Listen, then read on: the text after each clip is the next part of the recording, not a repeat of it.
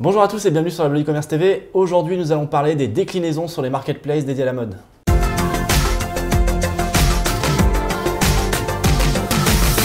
Alors, aujourd'hui, nous sommes avec Erwan, expert marketplace. Bonjour Guillaume. Et aujourd'hui, on va parler de ces déclinaisons produits. Comment on gère ça sur les places de marché? C'est ça. Alors, la première chose sur laquelle il faut être très concentré, c'est la construction en fait, de la fiche produit. Il va falloir éviter de construire des fiches produits en fait uniques. Donc, par exemple, un t-shirt vert, un t-shirt rouge, un t-shirt jaune, un t-shirt vert taille L, etc. Il va falloir créer une fiche, on va dire neutre, donc t-shirt. Un produit par an. Voilà, c'est ça, produit par an, et lier des déclinaisons qui vont être donc avec la couleur et la taille. Et on met bien sûr un EAN sur chaque déclinaison. C'est ça, un EAN différent sur chaque déclinaison. Et on n'en met pas sur le produit par an, bien sûr, ce qui n'existe pas. Ok.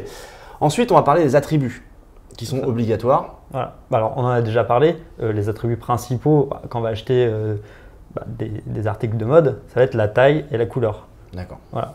Alors après, il y a aussi d'autres attributs tels que la matière qui peuvent être importants. C'est bien aussi de les ajouter. Ça peut être indispensable sur certaines marketplaces. D'accord. Alors, est-ce que ces attributs, il faut les uniformiser, on va dire? Ouais. Il faut qu'ils se ressemblent tous? C'est un point très important en fait pour faciliter en fait, l'intégration tout simplement des produits sur les marketplaces. C'est quelque chose, c'est une faveur en fait que vous allez vous faire. Si vous uniformisez votre catalogue, ça va vous permettre en fait d'intégrer plus facilement et plus rapidement les produits sur les marketplaces. Alors, concrètement, c'est quoi uniformiser son catalogue? Alors l'uniformiser, c'est mettre au même format en fait. Donc mettre au même format, ça va être par exemple, je vais avoir un t-shirt de taille S. Donc un constructeur m'a envoyé l'information t-shirt de taille S. Un autre constructeur m'a envoyé l'information t-shirt small. Et là, c'est pas le même format. Il faudrait uniformiser, donc mettre au même format. Soit je choisis S, soit je choisis small. C'est ça, pour tout le catalogue. Il faut que tout ça reste cohérent. Et comment on gère les tailles? Par exemple, un fournisseur va m'envoyer du S et l'autre va m'envoyer du 40. Voilà, c'est ça. Là c'est pareil. Il va falloir aussi faire une table de cohérence. On va souvent retrouver sur les marchands, même les marketplaces de type mode, un tableau de cohérence. Enfin, un guide détail en fait, ça s'appelle souvent. Où on va avoir un petit peu la correspondance entre différentes tailles.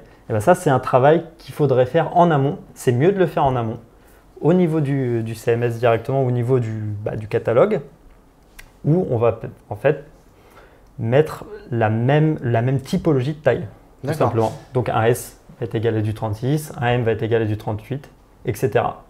Et reproduire ça sur tout le catalogue. Ok, bon, c'est bien compris. Donc finalement, c'est beaucoup de bon sens et un travail à préparer directement sur son site ou sur son fichier, sur son flux, avant même de commencer à diffuser sur la marketplace. C'est ça. Merci pour tes lumières. On se retrouve très bientôt lors d'une prochaine vidéo. N'hésitez pas à laisser un commentaire et à poser vos questions. Et surtout, si vous avez aimé cette vidéo, n'hésitez pas à la liker. À très bientôt.